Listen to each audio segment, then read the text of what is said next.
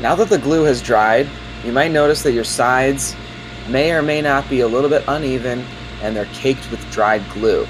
The belt sander is going to do a great job at taking all of that off and evening things up. So with your clock project flat on the table, press it into the belt for a few seconds and then check it often.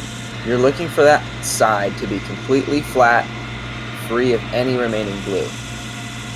The belt sander has a very coarse grit sandpaper on it, meant for removing material. It's going to scratch your project up just a bit, so it's important to make sure that the grain direction is going the same direction as the belt is spinning. This is going to put scratches in your project, but they're a necessary evil to remove all that glue and even up those sides. We're going to polish it up with a higher grit in the next step. The top and bottom of this piece might have a little bit of dried glue that we need to remove as well. Don't sand the top and the bottom on the belt sander for very long, just a couple seconds to remove those beads. If you sand for too long, you're making your clock face shorter than it should be, and that's going to affect the laser engraving.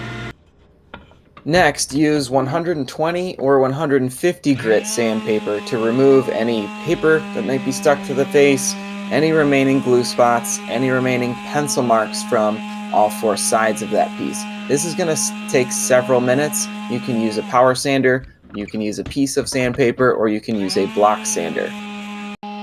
In addition to the body of the clock, the top and the bottom pieces also need the medium grit treatment.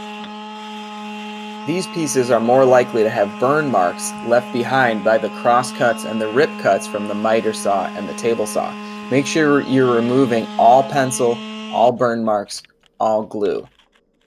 Once you've sanded all surfaces with a medium grit paper, you're going to change to a fine grit paper. This is 220 grit. Sand all exposed surfaces with the fine grit paper. That's going to give the wood a satin feel and prepare it for the finishing process.